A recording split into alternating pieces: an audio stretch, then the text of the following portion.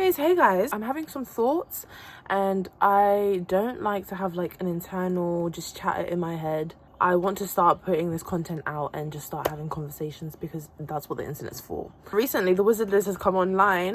Don't forget that. Like, I'm exhausted, guys. Like, I am literally...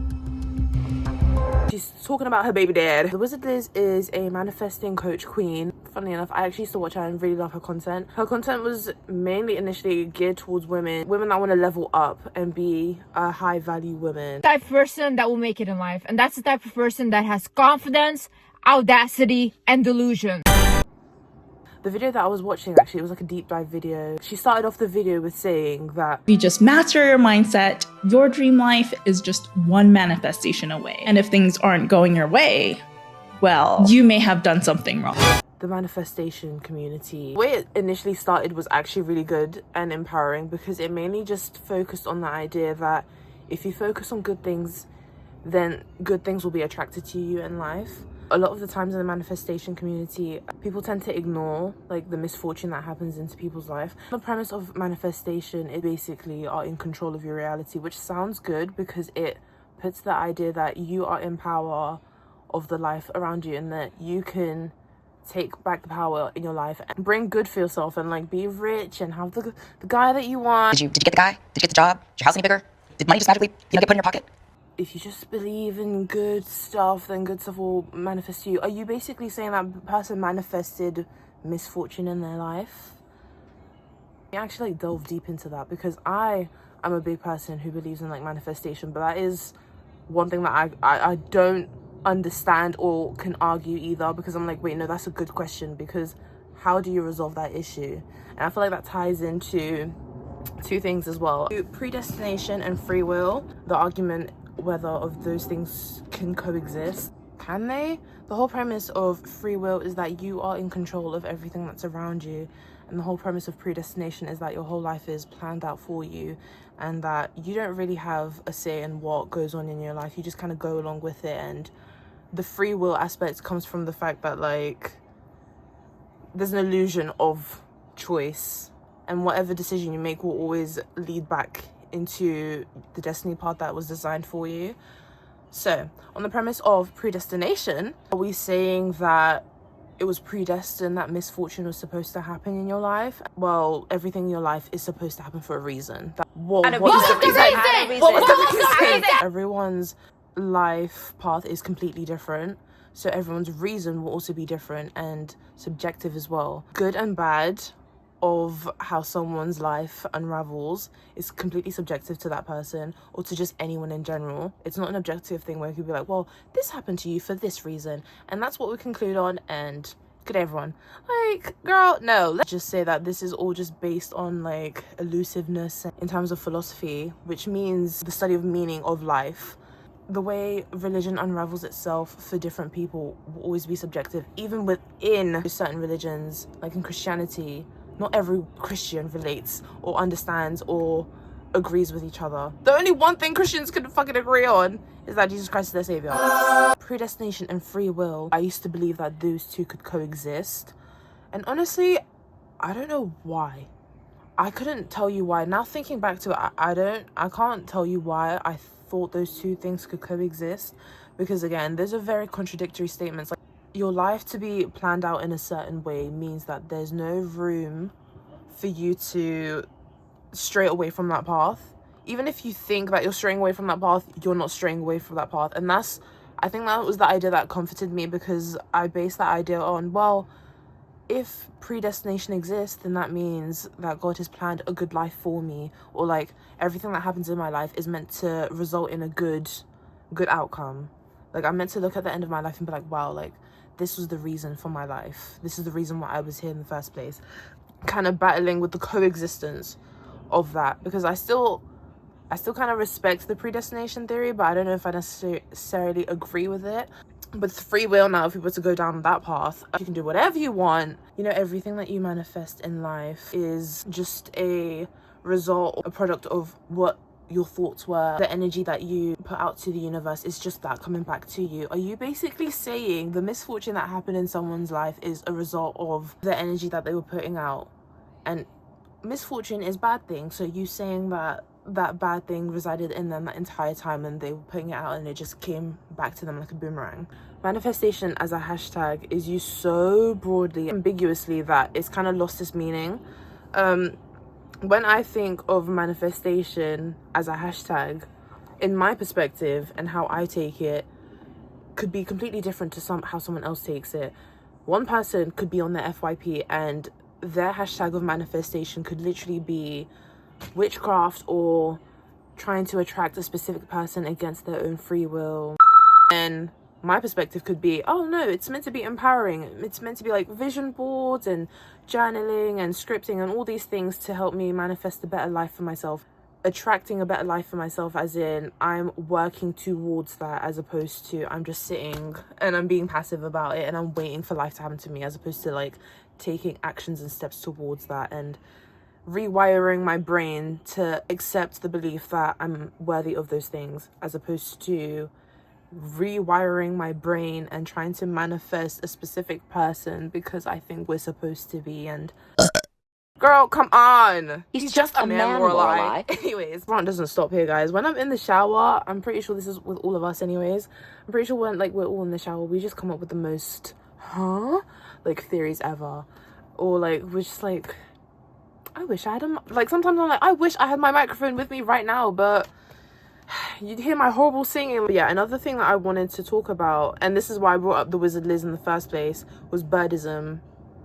The bird nest has gotten out of control, guys. Okay, there's too many birds in the nest and they all need to flee and just be free and live the lives that they're supposed to live and not be attached into one nest and just all that I was thinking about when it comes to misfortune, manifestation of it. One of the counter arguments that I did come up with in my head was that maybe we do manifest misfortune. Don't shield me.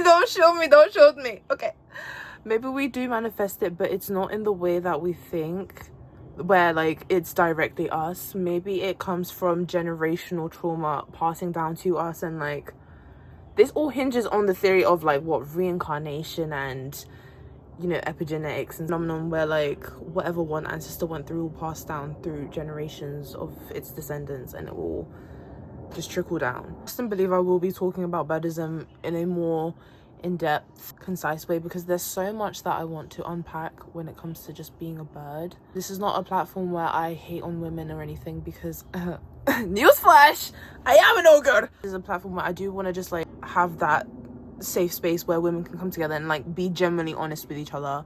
Why is it that we are in these situations, and what can we do to move forward from this and break generational patterns and cycles and stuff? Because nobody wants to be experiencing these things anymore. I don't want to be 10 years down the line and still talking about the same fucking topics, guys. Do you think I like it? Do you think I want this for women? No, we don't want this for each other. We want better for each other. Like the Wizard Liz, the situation that she went through was actually very similar to the same situation that her mum went through growing up. She grew up in a very abusive, toxic household, and her father, who was meant to be like her primary male figure and who she looks up to be like a man, was very toxic and just didn't teach her the correct ways of masculinity in her life.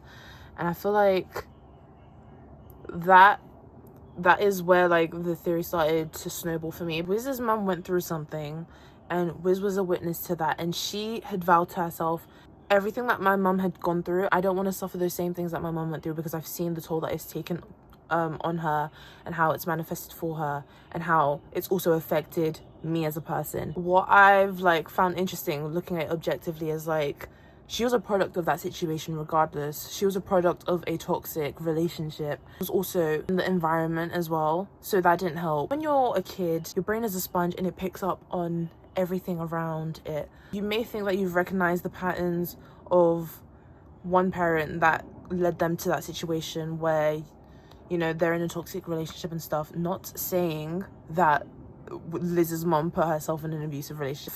I think I'm allowed to say this. There's a lot of people that have grown up in those environments, or even just you watching this video, because I'm pretty sure everyone's gone through some sort of trauma with their parents, okay? Even me. Growing up, there's a lot of patterns where I'm like, okay, so my parents have done this and I don't want to repeat that pattern again. But what assurance does that statement have? How can I verify that I'm going to follow through with that statement? And this is where a lot of like girls in that situation end up repeating the cycle without even realizing. When it comes to breaking family cycles, number one is you have to look for the traits of your parents and grandparents in yourself. You have to practice self-awareness. For example, my father was emotionally abusive, right? So with my children, even in my school, do you feel me? I have to be very, very observant of myself to make sure some of his emotional abuse don't come out in us. Not woo-woo in the sense that like, oh, your grandma went through something and then it just passed down to you and now you're gonna go through it. Like, no, I think it's literally families not having a sit-down conversation with the children and like letting them know how they got themselves into that situation, or warning them about those same situations as well. Because you're not becoming conscious of how your trauma, your mama's trauma, has reinvented itself in you. It's hard to break family cycles because most of us are not disciplined and honest enough to track it. That self-awareness. There's a lot of shame that is pushed against women that are in the situation. And there's a lot of victim blaming when women go through situations where they're in toxic or manipulative situations, and it's like, well, you should have known better and you should have like seen the signs and stuff, where it's like generally we aren't provided the resources of even seeing that. Or it could literally be like you were so wooed and so blindsided and literally love bombed into the situation where there was no sign of any sort of manipulation, only until you got further into the relationship. That's when you realize, oh shit. But you're knees deep, guys. We need to have empathy, okay? We need to have empathy for a lot of people in these situations. But if you grew up in a toxic environment where one person of the household was manipulative and horrible to the other parent, you only see that part forward. You don't see how they've entered themselves into that person's life and how they've wooed that person in the first place. And I feel like that's a conversation that's just not ever had, or it's not expanded enough, and it's not expanded on enough. If we're gonna warn women about getting into these situations, we need to be honest about how we got ourselves into these situations in the first place. But again, I can't victim blame or shame these people, because the reason why women don't feel comfortable enough to share like their experiences and how they truly like and be honest with themselves is because we're gonna receive backlash. Like, unfortunately, that's just the reality of like many women. So yeah, this is why I think it's like a generational thing, because if we were to look at it from a holistic point of view, generationally, in any sort of family, women have always gone through a sense of like victim blaming, and you know, they've always like experienced some sort of shame when it came to just being honest and speaking their truth. And this is why like that generational pattern of misfortune, this is my theory, that generational pattern of misfortune manifests for their children, and it continues because we don't want to break that cycle, because we're not, but it's not that we don't want to break that cycle. Of course we do. We don't want to go through that, but we don't break that cycle because we're never honest with ourselves in the first place. I feel like the pattern could be broken with starting with honesty. So yeah, just a theory. Don't get mad. Just a theory. Don't get mad. The way life goes, we don't have answers to everything. This is why this video is just me theorizing. This whole video is just a theory, okay? So if you got mad at anything I said, this is just me theorizing.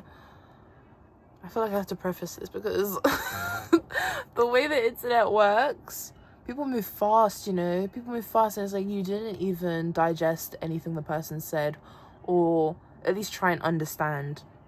That's another thing as well. Like, people don't really try and understand where the person's coming from, or nuance, because a lot of things can be taken out of context, and it's like, so no, you didn't apply nuance to the situation, or you didn't digest what the person said correctly and stuff, or whatever. But that is literally all I have. If I have anything else that's like I need to talk about, I will come on here and jump on and express my thoughts. Make sure you share this video with anyone that you think will provide interesting insight into this conversation, because like I said, I'd love to actually hear, like, I'm not just saying that, I'd genuinely love to hear your perspective on this situation. Like, don't just sit there and be like, okay, and then go on to the next video. Don't be a fucking bitch. Like this video, share this video, And yeah, I will see you, or you'll hear from me in the next one.